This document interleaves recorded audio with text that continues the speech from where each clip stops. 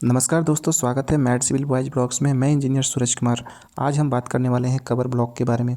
दोस्तों, बहुत ही important topic है। अगर आपने हमारे चैनल को सब्सक्राइब नहीं किया है तो चैनल को सब्सक्राइब जरूर कर लीजिएगा। वीडियो को लाइक और शेयर कीजिएगा अपने दोस्तों के साथ, ताकि आपके दोस्तों को भी इन्फॉर्मेटिव वीडियो मिलती रहे।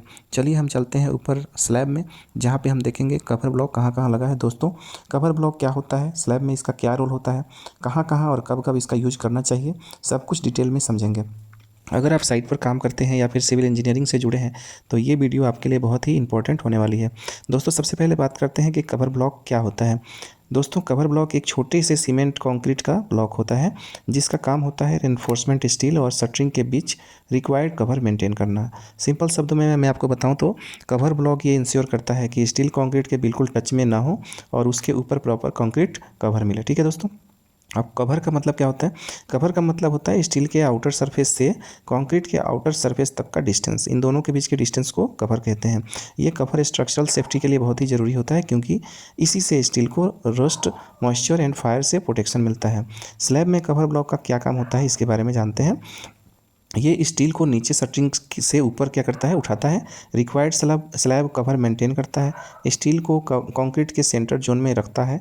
रोस्टिंग और करोजन से बचाता है, जंग लगने से भी बचाता है। और स्लैब की लाइफ और स्ट्रेंथ को बढ़ाता है।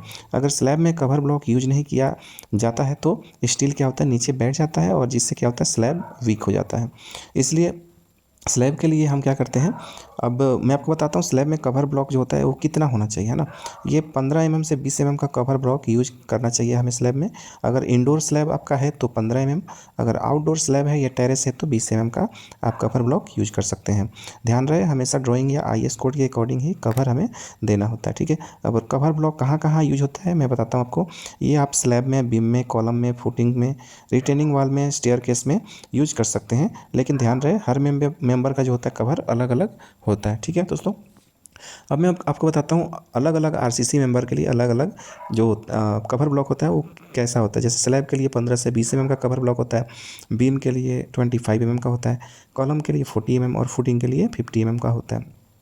लोकेशन और एक्सपोजर के हिसाब से क्या होता है, कवर बढ़ भी सकता है। ठीक है दोस्तों। कवर ब्लॉक रेनफोर्समेंट फिक्सिंग के टाइम ही लगा देना चाहिए, कास्टिंग से पहले। स्टील फिक्सिंग कंप्लीट होने के बाद कवर ब्लॉक लगातार फिर शटरिंग के बाद कास्टिंग करनी चाहिए। दोस्तों, गलत प्रैक्टिस जो हमें एडवाइड करना है वो मैं आपको बता देता हूँ। साइट पर कुछ गलत प्रैक्टिस होती है, जैसे कि ईंट के टुकड़े लगाना, है ना, पत्थर या वुड का यूज करना। कभी कभी क्या करते हैं, हम ईंट लगा देते हैं, पत्थर लगाते हैं, या लकड़ी के टुकड़े लगाते हैं।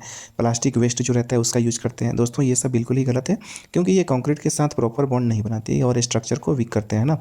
तो बेस्ट प्रैक्टिस मैं आपको बताऊँ तो बेस्ट प्रैक्टिस ये होता है कि हमें सेम ग्रेड कंक्रीट के प्रॉपर कवर ब्लॉक यूज किया जाए, है ना। मार्केट में अगर रेडीमेड कवर भी मिलता है दोस्तों, या साइट पर हमें क्या करता है, मोल्ड से भी बना सकते हैं। मोल्ड से भी आप कवर ब्लॉक या मार्केट में मिलते हैं, वहाँ से आप ले सकते हैं, है ना। देखो दोस्तों कवर ब्लॉक छोटी सी चीज़ लगती है, लेकिन RCC स्ट्रक्चर के लिए बहुत ही इंपॉर्टेंट होती है। अगर आप स्लैब, बीम या कॉलम कास्टिंग कर रहे हैं तो कभी भी कवर ब्लॉक को इग्नोर नहीं करना चाहिए। अगर वीडियो पसंद आया हो तो लाइक करें, शेयर करें, और चैनल को सब्सक्राइब करना बिल्कुल भी ना भूलें। दोस्तों, मिलते हैं नेक्स्ट वीडियो में, तब तक के लिए धन्यवाद। अपना ध्यान रखिए। जय हिंद, जय इंजीनियरिंग।